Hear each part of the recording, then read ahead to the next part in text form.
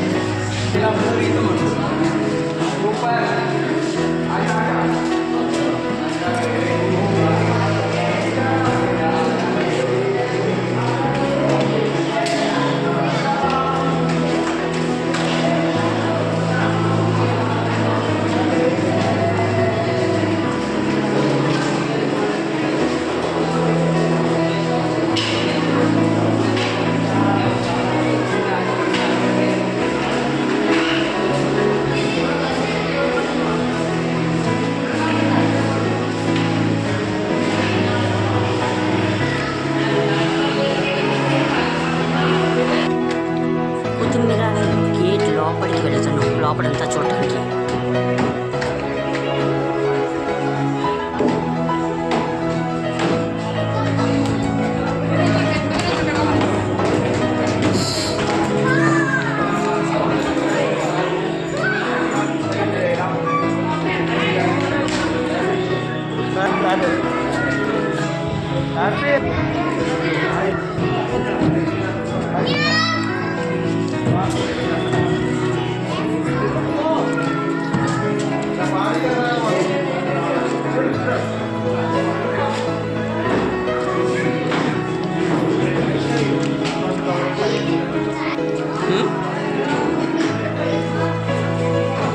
మా నాన్న మా అమ్మ కొత్తిమీర లోపల చూస్తున్నారు.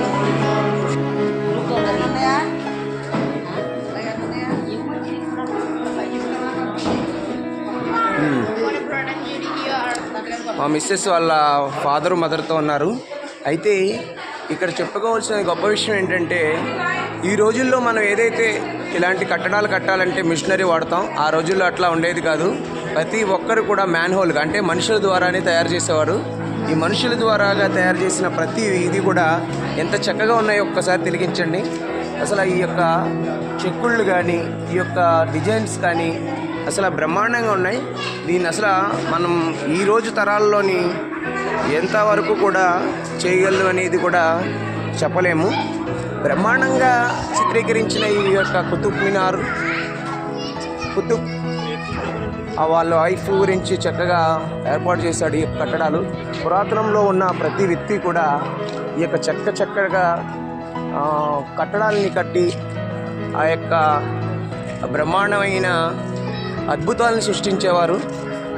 ఈ యొక్క బహుశా ఈ సమాధులు కావచ్చు. ఆ కుతుబ్ బుదీన్ వాళ్ళ వైఫ్ది. ఇక్కడ చక్కగా ఫారినర్స్ కూడా వచ్చి ఎంజాయ్ చేస్తున్నారు.